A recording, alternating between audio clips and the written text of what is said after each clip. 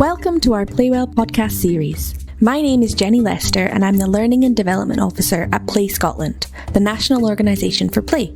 Today we will look at play in schools for older children through Dungeons and Dragons. To explore this, we will hear from Debs Barrie and Andrew Hay. Debs has been a primary teacher for 15 years and has been playing D&D since 2014. She started a school Dungeons and Dragons club in 2018. The club continued through lockdown and until the children went to high school. She runs games for upper primary children and more recently has introduced the game to primary 1 children. Andrew Hay is the principal teacher of technologies at Newbattle High School. He is the captain of the 66th Edinburgh Boys Brigade and a regular Dungeons and Dragons player. He runs games for the Boys Brigade and the D&D club at Newbattle High School. He is passionate about supporting young people to develop creativity and problem-solving skills to support them as teenagers and give them skills to apply in adult life. Here is me, our Learning Development Officer Jenny Lester, catching up with Debs and Andrew. Hi Debs and Andrew, thanks so much for joining us on the podcast. Hi. Hi. So I'm really excited about this episode because we are talking about play in upper primary, but specifically the reason I have the wonderful Debs and Andrew here is because we're going to be talking a little bit about one of my favourite things, which is Dungeons and Dragons. So I thought we could just start with a really simple question. Debs, I'm going to ask you first. Could you please introduce yourself and tell us a little bit about what play means to you? Well, hi, I'm Debs. I'm a primary school teacher, and at the moment, the last couple of years, I've been teaching primary 1. So play is hugely important in my day-to-day working life. And we're sort of a totally play-based primary 1 school. We dipped our toe in a few years ago and have fully embraced it in the last year or so. Generally, play is just part of my persona. Like, I love playing in all its forms, even as a grown-up, go to the park and be on the swings. But in relation to Dungeons and Dragons, I just love it so much. I love the storytelling aspect of it. I've always been involved in sort of amateur dramatics, and my first degree is in theatre. And so bringing in the storytelling part of Dungeons and Dragons into school life has just been so much fun. So play is just a really big part of my life. That's wonderful. And Andrew, could you please introduce yourself and tell us a little bit about what play means to you? Sure. So my name's Andrew Hay. I'm the principal teacher of technologies at Newbattle High School, so secondary school. I teach a mix from S1 to S6. And then for the Dungeons and Dragons tie-in, we started a club a year ago, me and one of the other teachers. It was very, very popular. So I guess bringing it back to for play, it really is about having fun, a safe space, but also a space for learning. Because especially in the secondary sector, you get a lot more formalised learning, and it's a lot of skills and knowledge-based stuff. And for Dungeons and Dragons and the play element, it really has opened up an opportunity for a space where pupils can come and have fun, but also be developing those core skills that they're learning with literacy and everything across the whole curriculum. And then for me specifically, being a technologist, is creativity and the chance for them to be creative and experiment, and it to be in what appears a very low stakes environment is really good, as opposed to it feeling like a high pressure situation, which obviously a lot of high school experiences. Absolutely. And I think it's so great we've got primary 1 and secondary. So Andrew, just starting with you, what is Dungeons and Dragons? So it's a tabletop role-playing game. I think that would be the Google answer if you searched it. But realistically, and for someone that's not seen it at all, it's where you're sitting as a group and working with others. You have one person who's called the Dungeon Master or the Games Master, depending what rule set you're looking at. And that's the person that sort of runs or controls the game and pushes the story forward. And then for everyone else, it's a storytelling adventure. It's where you're agreeing as a group, where's your group going and what are you going to experience or do? And to help decide how things go, you've got your dice. So there's lots of different dice. The D20 is a 20-sided dice, and then D, whatever the number is the other sided dice. So generally the D20 is the most common one used for Dungeons and Dragons, and then other ones for the other rules. Like if you're attacking something, then the weapon would use a different sided dice. And it's where then you go on an adventure, you follow a story, and it can be in any setting. So generally it's in medieval settings or like fantasy settings would be the classic Dungeons and Dragons, but using this exact same format now, there's so much stuff online as well for different settings in space or, modern times or whatever. So it's where, in turn, you just use the same format for you going through this adventure and telling a story. Amazing. And Debs, can you also answer this question? What is Dungeons and Dragons? Yes, as Andrew said, the definition is a tabletop role-playing game, but for me, it's cooperative storytelling, that it's a chance for a group of people to get together and develop a story, develop characters, and just have a jolly good time. Yeah, it's just a chance for taking a journey with other people and having an absolutely hilarious time as you do it. And so with the children, I really love that, taking them somewhere that they wouldn't normally go and giving them experiences that they wouldn't normally have and doing it all together. And I love seeing how it can develop the children's personalities. And for instance, in my very first group, I had a girl who didn't join straight away, but she came like 2 weeks later. And she was such a painfully shy, quiet person that her parents were really, really concerned about how she was going to cope in the outside world. And for the first week, she was very, very quiet. She had a druid character and she was, she didn't say anything for the first week. And then the second week, she put in a few ideas and the dice favored her and she managed to save the party by rolling really, really well.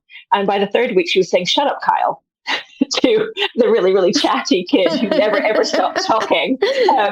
And she became the best role player in the group because she totally embraced this idea of fantasy and totally embraced what her character could do. And they all embrace the randomness of the dice. I love that because children often see us as adults as, the people who control everything and who make all of the decisions.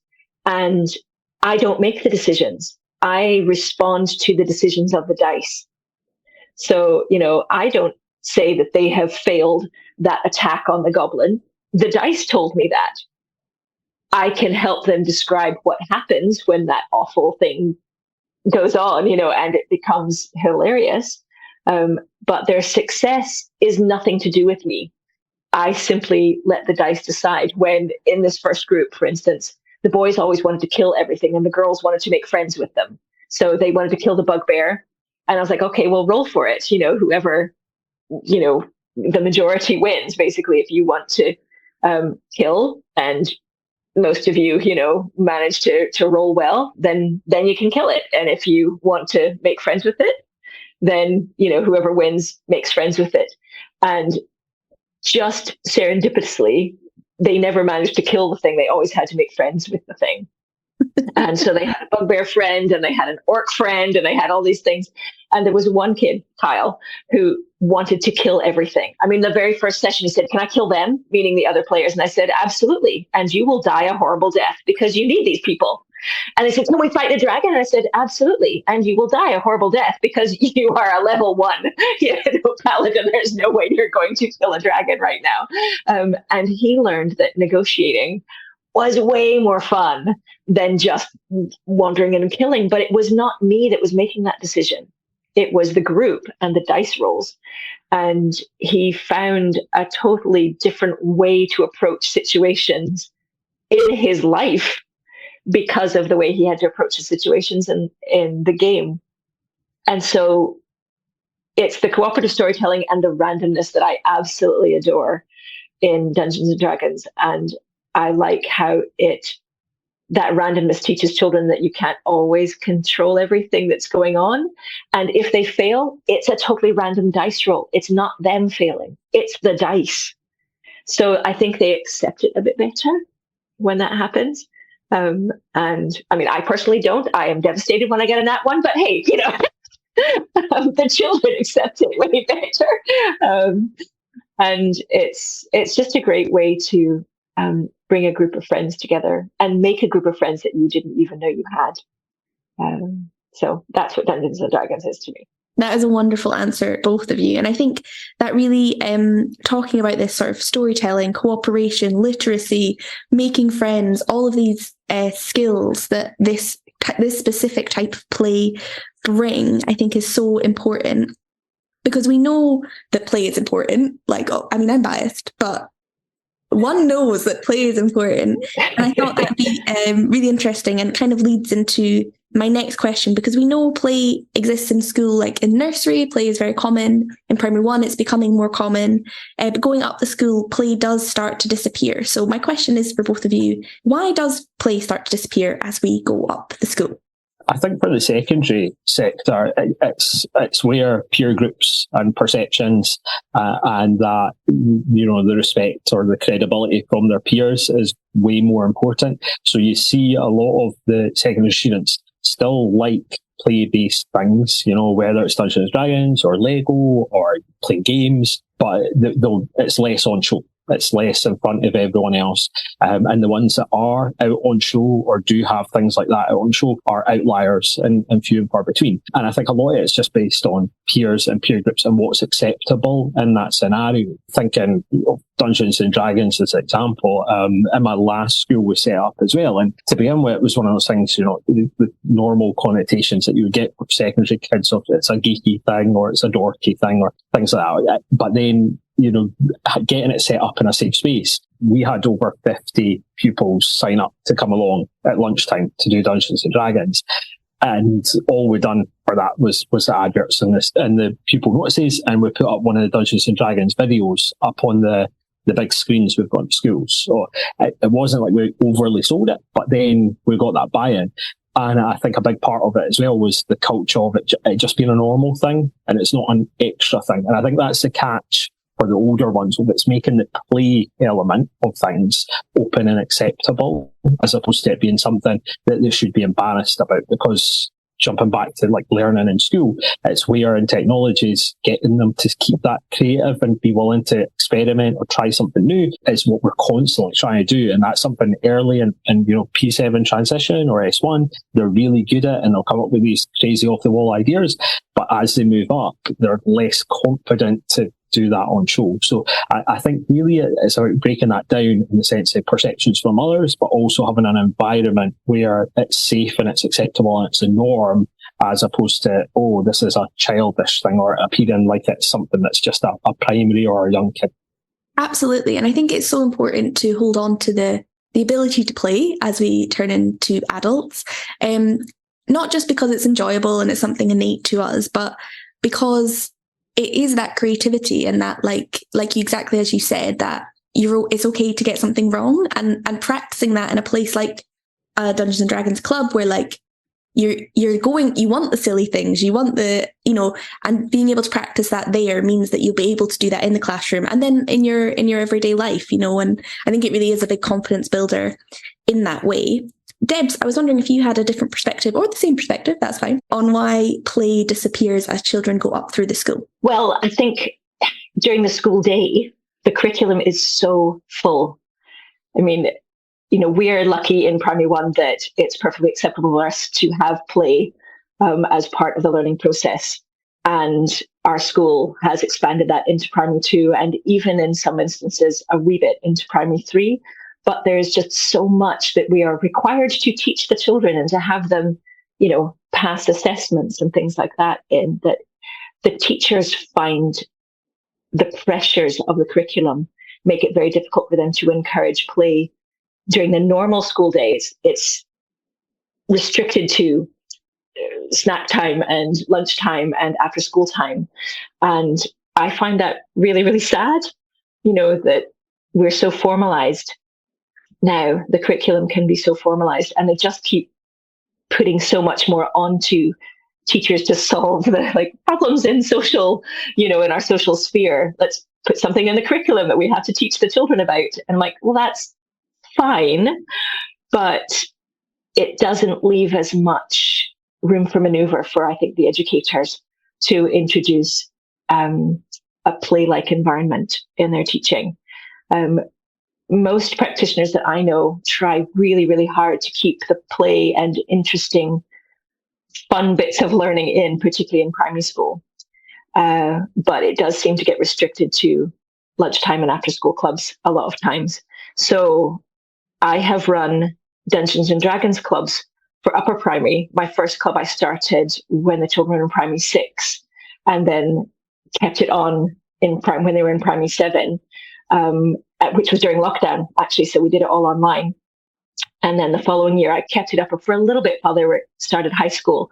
But then they all, thanks to people like Andrew, had high school clubs to go to. And it was a lot more convenient for them to do that than for me to carry it on online with them. But for that group of children, it was really important. They were a hugely diverse group who didn't really know each other or socialize much out with the club until the club started. And then they all of a sudden found that this person that they thought they had nothing in common with was someone they could really share some experiences with. And it was just hilarious fun. And they all, I think, kept in touch. Even when one of them moved way, way up north to Forres, they kept in touch online in a way that I don't think any of them would have ever expected. So it really broadened their horizons, and I loved that. And then I've done other clubs kind of in middle primary with less success, just the personality groups didn't quite gel. But for them, the play was more acceptable because of things like Stranger Things. And, you know, as Andrew said, it's out in the culture a bit more now. So they found it acceptable. And then last couple of years, I've done primary 1 clubs, which the first year was hilarious. I opened it up just to my class. I had a class of 24 or something, 20, and 18 of them joined. And the 2 that didn't join just thought, well, I don't want to be inside. I want to be outside at lunchtime, even though it was only once a week. But after a couple of weeks, the 2 that hadn't joined wanted to join, and I didn't have space for them, unfortunately. It wasn't easy to put them in, so they kind of missed out. Then last year, I opened it up to all 60 primary 1 children, and I had 50 children who wanted to join, and I simply couldn't. I only ran kind of 1 session for various reasons with 6 children, and it was marginally successful.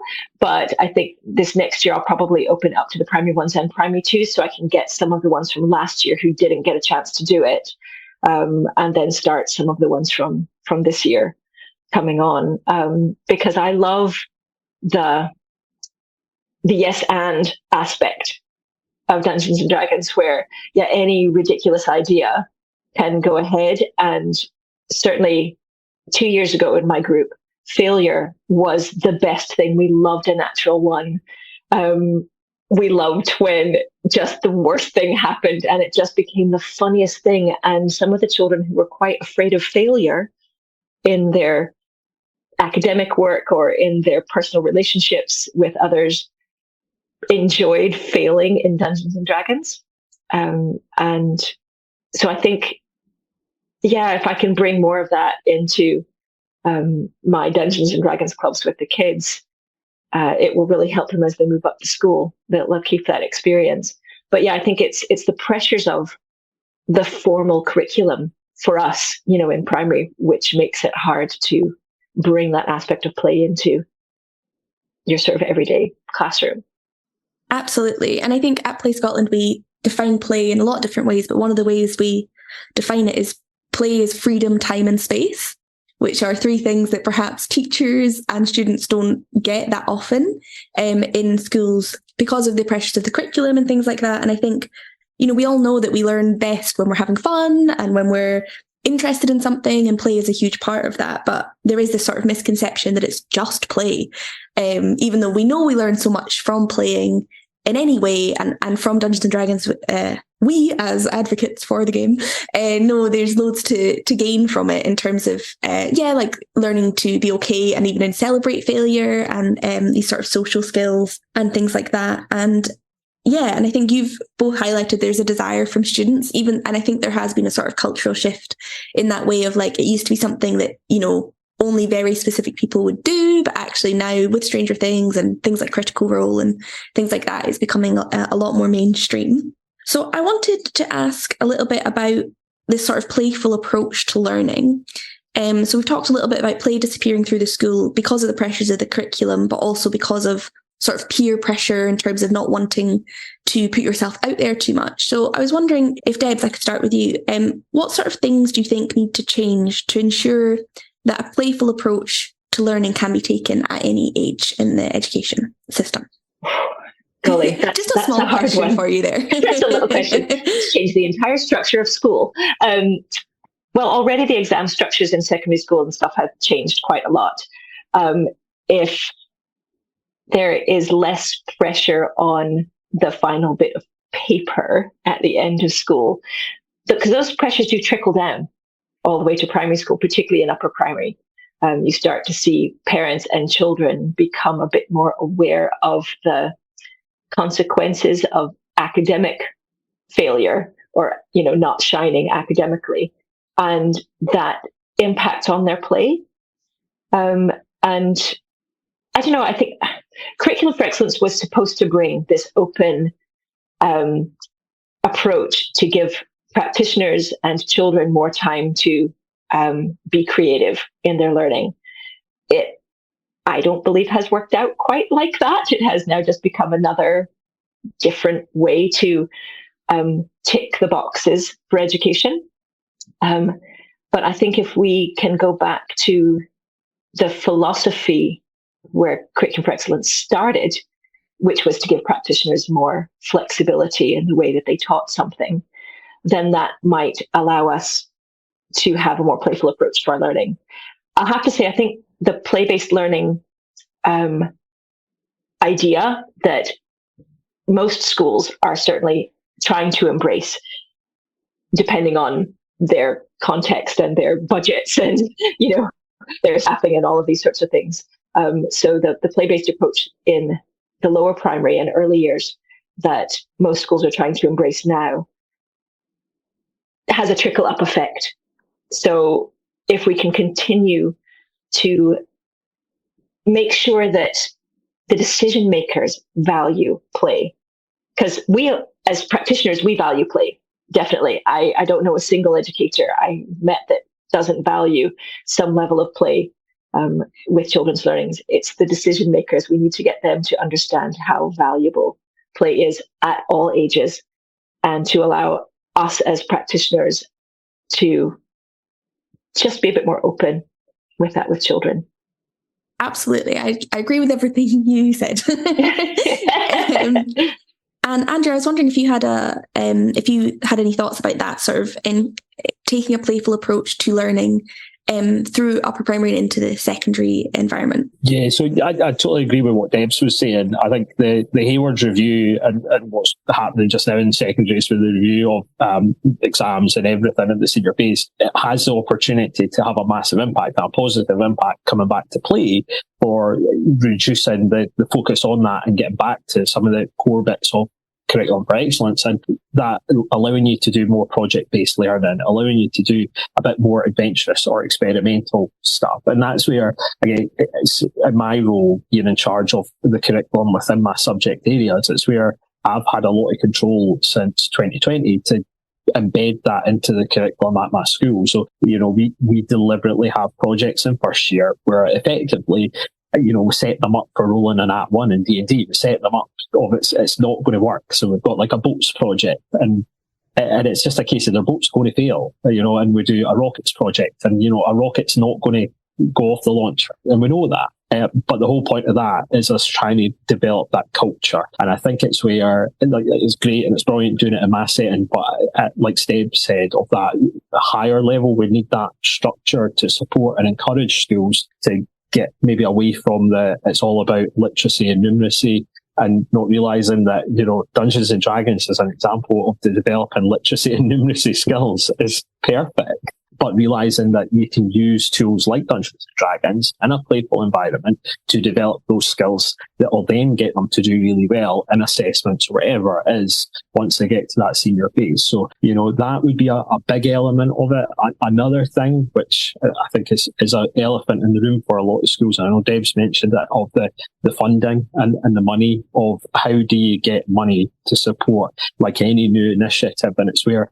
I've worked at a few different schools, and some it's very challenging as a teacher to get additional funding when you want to try something new, or you're trying something that another school's done, where some other schools, the money flows. And that's where, my tack for that one at Newbattle was, I wrote up a proposal. I said, here's all the expected skills. And the very two first ones that I said was improved literacy, improved numeracy. It was the first two things. But then all the others of social skills, teamwork, and developing their creativity and their problem solving. By having that, and when I took it to the head teacher, the answer was just yes. It was just yes. And I think it's that as well, getting the message out there on platforms like this to really say, this is an acceptable way to do it, and it's a good way, and it's a proven way, and it's a supportive way. And I guess one of the things that I've tried to support, because we've had a couple of our schools in Midlothian that have been looking to introduce Dungeons and Dragons or to develop it. And one of the other focuses or things I'd say that people have to have in mind is, how are you setting it up to be sustainable and safe? Because one of our core elements, me and the other teacher at Newbattle, was we didn't want to set it up and put pupils off of this and not want to play Dungeons and Dragons and not enjoy that playful experience. So we spent actually a lot of time at the start planning and preparing the pupils so that we knew it would be successful and it could grow out with us, as opposed to having to be reliant on us all the time. And I guess, thinking of secondary school specifically, I'd be saying it's really about thinking, how can you make it sustainable so that it's going to continue? Because like lots of things in schools, one teacher starts it, it's all on that one teacher, and then when they go, that's it. It stops in that school or it stops in that setting. So I guess another thing for making it is making it so it's embedded across everything, which again is the more sharing and the more of it come out, Education Scotland or bigger platforms to say, look, here's the thing, everyone can do it, would be fantastic. Absolutely. And I think that really goes on to my next question really nicely, which is, was hoping from both of you if we could offer some top tips about playful approaches and bringing play into upper primary or into secondary schools. And I think you've really encapsulated a lot there about what makes Dungeons and Dragons so special, in that, there's lots of different ways to bring play into these environments, but you've talked a lot about what Dungeons and Dragons does specifically, and a little bit there about how you convinced your school to take it on by doing this proposal that showed how many skills that it offers, the literacy in terms of, lots of people write about their character backstory, the numeracy when you're rolling and you have to add numbers a lot. It is a lot of maths, which is, that's excellent. It's really low stakes math. And it's I think that's really important. And the sort of way you're bringing, and Debs, you talked before about bringing students together who might not have been friends before, but then they suddenly have this wonderful story in common. So, Debs, I might start with you. I have two questions, sort of. The first one is, what is so special about Dungeons and Dragons, do you think? And how would you recommend, if someone wanted to start this in their school, how would you recommend they went about it? Oh, big questions. Well, for me, Dungeons and Dragons is special just because I love storytelling. Obviously, I said I did a theatre degree as my first degree, and then, eventually, many, many, many years later, went into teaching and decided not to be a drama teacher, but just a primary teacher, because I like kind of the all-roundness of it. I love the cooperative part of it as well. I love telling a story with other people. And I had always heard about Dungeons and Dragons, but not ever played it before. And then when 5e came out, some friends bought the first game, the first book, and said, do you want to try it? And I was like, oh, yes, please, let's do it. And I was hooked from the very first session, during which one of the characters died a horrible death. And I was horrified, that this could happen. And it was, by a player who'd been playing since he was 14 years old. So he was like, whatever. And it came the next week with another character. And I was like, okay, I can deal with this. But it does actually help you deal with loss and challenge in ways. It's over the, 12 or 14 years or whatever that that 5e has been out, that I've been playing, it's helped me personally through a lot of personal things. And I think it can do that with the children as well, but you have to know your children quite well to know what circumstances may or may not be suitable for them to be presented with. With the upper primary, I was able to introduce more challenging situations for them. With the younger ones, I tend to keep it quite light and fluffy because they're very, very young and I don't want to traumatize any of them. I keep the monsters quite cute too. Like I totally take, a dragon and make it a little baby dragon. It is very sweet. To set one up, I mean, I really just was winging it when I did mine. I actually found some funding through an association in America that was giving money to schools. And I didn't know whether they would give me any money, but I just emailed them and said, hey, I would like to start this club in my school, but I need some things, like I needed the books and, some stuff like that. They sent me some money and set me up with a mentor as well, somebody who sets things up in schools and does youth groups, Dungeons and Dragons groups. So I had a couple of Zoom calls with them, which was amazing. And I had to develop character sheets suitable for younger ages. And I mean, there's actually a lot of advice and help out there, people who've done this all over, mostly in the States, not so much here, but mostly in the States, that they'll answer questions and help you out and things like that. But I think and I didn't have to sell it at all. I mean, I think most schools are really, really happy if any teacher wants to set up a club, and I don't charge any money for the club because I got this grant. So I was able to get dice and books and like tiles, little paper tiles that I could use because I definitely do it with little people. I use Lego people for the kids. They make their own little character out of Lego and move them around like that, because I think they really need the visuals when they're quite young. And now I have that. I don't have any other financial commitment for it, so I don't charge for the children to do anything. If I were running it and trying to expand into like minis for the children and things like that, I would probably have to have like a joining fee or something. And I don't know if Andrew has that at the secondary school. It'd be really interesting to see how he runs his. But really, I think you don't even need the small things that I have done, with the Lego minis and the tiles and things like that. You could do it all theater of mind and just all storytelling. And that would actually be very interesting and useful for children to enhance their visual imagination and the visual creativity and storytelling, oral storytelling. So it really depends on what you have and how much you want to put into it to set it up. I think you can do it very minimally if you want to. With the little ones, I start with just some outline drawings of like a fairy and a ninja for like the rogue and a knight in shining armor for the paladin. And I let them choose whether they want to have magic or whacking, basically. And I go with that. I make it as the language is very simple for them. And I give them, like the girls all want to be a fairy princess. I'm like, here you go, here you're fairy. And they design their character first. And then we move on from there. And they tell me kind of what that person is like. And then I do the stats for them. And I make up a character sheet, which is really more for me, just so I can remember who they are and like what they're doing. And, I give them just some very, very simple guidelines. And we use a D20, and then I'll give them one, like a D6, usually for damage, so that they get used to rolling the D20. And then I give them it, and I just keep it very simple with the dice. With the older groups, I did use the full set of dice, and we had like proper Dungeons and Dragons character sheets and stuff. And in fact, I used the starter set for my first campaign, and it was complex, and we ignored the bits we didn't want to do. And but yeah, I just used the starter set the first time for the upper primary, and that worked really, really well for the older children. Although some of the words, for reading and stuff was really challenging for them. So we had to do a lot of work with things like that. But abs, yeah.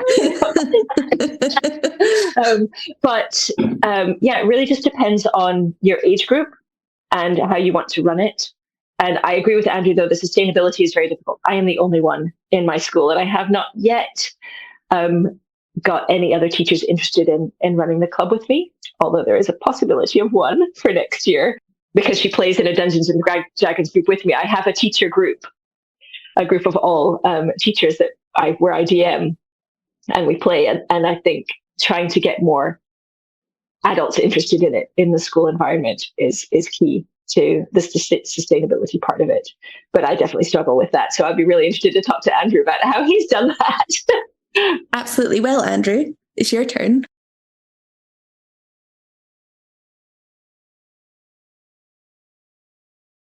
So the first part, I guess, for what makes it so special, or for me personally, I think it is the fact that it's unwritten. Like, even if you're using one of the pre-made modules, the stories from that's been made by Wizards of the Coast or whoever, like, even when you do that, you'll still end up with some total craziness or something you don't expect to happen in the story. And every Dungeons and Dragons game I've ever played or DM'd, you always have, it's not going to go as anyone plans it, no matter how hard you try. And that's quite exciting compared to, teaching the curriculum. And, I know what lesson 1, lesson 5, lesson 10 is, but when you're, and there's games that I DM in the school, there's pupils that DM, so I'm very much hands off. But when you find out, oh, this has happened in that game, and it's all going to come at different angles and different sides, and you're not going to expect it. So I guess for me, it's that, because the memories that people have for the things, it's always the crazy things that they remember. The time they got a nat 1 and this thing happened, or the time they got a nat 20 and this crazy thing happened, or they just solved a problem or a situation in a really random or unique way, and they remember it. So for me, as a play element, it's exciting in that sense, because it's not like watching a movie where it's like a bog standard movie, or you're playing a computer game where everything is just going to be linear or as you would expect. And when you're playing with other people, you get to know the party and the group really, really well. So as a teacher, when I'm DMing, it means then that getting to know the pupils, and I get to know them really well, and the decisions they're making, and you get some surprises or some shocks, because you think, oh, you're quite quiet. I wouldn't have thought you would pick that or decide to do that in the game. But they do go sort of that off the beaten track. So you get to see them in that light, as opposed to what you would normally see them behaving in a classroom. So I guess that's what makes it really exciting, and that's why I'm keen, and I'm very much how can we do it, how can we keep it going. As for the how to get it going, or tips for starting, I guess there's a few different things I'd probably suggest. The first one would be just pull the trigger and go, because I think so many teachers talk about, I'm going to start a club. And with everything else they've got, of all the jobs in the day they've got to do, it never works its way to the top of the list. It's an easy thing to say, I'll start it next week, or after the next holiday, I'll start it. So I guess at first it's just commit, because Debs is totally right. We found that as soon as you mention there's a Dungeons and Dragons club, they will come. You don't need to do anything to get young people. The transition this year, or P7s, came up in June, and one of the things they went away talking about was they were excited because they knew there was a Dungeons and Dragons club at the school that they could join in, and we done nothing, no advertising, there was nothing on the screens about it specifically to promote it to the P7s, but they knew about it, and that was one of the takeaways that the head teacher said to me afterwards, was of the 260 pupils that we had up, that's one of the things they're excited about coming to high school for. So, hearing that is fantastic, and knowing that that's, that they're confident, and they're confident to do the transition from primary to secondary is really good. I guess for the money side of it, because it is where you could say, hold on a minute, it's a lot of money buying the books and the rules, and if you go minis, if you go dice, it very quickly starts adding up. And I guess for us, we initially, when I put that proposal in, I asked for £100 is all I asked for, and specifically we said we want some dice, and I just bought the cheap multi-pack on Amazon of dice, and some rule books. If it's someone that plays D&D, you'll probably have the rule books anyway, or it's the sort of thing that people always have them lying about. So if you ask, or if you asked your school community, you'd probably get them that way. But the other tactic that we've used, which more of the pupils have enjoyed and liked, is using one of the online platforms because it's free. So we used Roll20 only because I'd used it before and it's free. And the first stage for that for any schools, I guess would suggest, is check who manages the digital side for your local authority, because you don't want it to be blocked. And obviously, and Deb's setting for the primary school, there is age restrictions for the online platforms for the pupils signing up. So most of them generally are 14, and that's where, again, you'd have to check with your local authority. So as a Midlothian, we've got a separate permission slip that we give to the pupils to get parental consent for them to sign up and make an account, as opposed to us just putting them on it, because it is an online platform that then they can connect to anyone. So it is quite controlled, and we use it for character sheets, because anybody that's ever made a character sheet, if you pull out the player's handbook and you try and make your first character sheet, you're going to be there for a long time, and it's going to take away some of the fun. Whereas if you use Roll20 or any like D&D Beyond, any of the online ones where you can make a character sheet, it simplifies it a lot. It does a lot of the math for you. So then you've got a character made, as opposed to spending a lot of time working out bonuses and adding and subtracting numbers here, there and everywhere. So we use that. And then the other advantage, which I guess I'd be saying to everyone, and even primary schools, is speak to your secondary school. Almost all CDT departments in secondary schools in Scotland now have a laser cutter. They'll have a 3D printer. And then that's you sorted. Like, you don't need scenery or minis. That is such a good idea. Because I know that my cluster school actually has a Dungeons and Dragons club. I had not thought about having them print the minis, which would be amazing, because there's loads of files out there. So if you go to Thingiverse, you can get pretty much any mini you want. But the other thing we've done, and again, I get people would say, oh, this sounds scary because it's lots. There's an app for iPhones and Android, or you can just use a camera. It's called Polycam, and you just take photos. So what we've started doing is get one of, like, I done it first with the other teacher, and then we're like, we can get the pupils standing in a pose with a cardboard sword or whatever. You take, it's a lot of photos. You need about 150 photos, and you just go around them in a circle, taking photos, click, click, click, click, click. And then you put it to this website. It takes about 3 minutes, and then you get a file that you can 3D print. Obviously, that is amazing. That's incredible. and like, cost-wise, obviously, you've got the time element, but the minis, it's so cheap to 3D print stuff nowadays. You're talking like 25p per cubic centimetre, roughly. So, you know, for a mini, you're really talking about 20, 30 pence of plastic. That's it. So you can quite quickly work out, hold on, I mean, you could make crazy. So one of the things we done in our setting, and this is maybe tied to the question or slight tangent, we had the groups running themselves as DMs, or they could get support. That's how we were trying to make it sustainable. Grow our own DMs, so the teachers aren't running the games per se, and we're just supporting the games. And we set them all up with a starter pack, just like Deb said.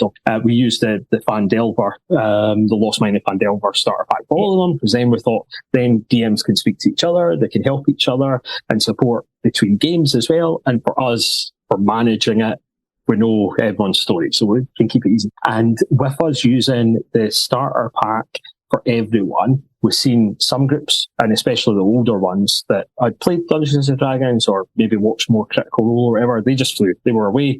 And for us, it was just a case of supporting, like, oh, I've leveled up, I need to print a new character sheet. So we're like, cool, print it, on you go. Like, so, like, we're not going to complain about someone printing out a character sheet or anything like that.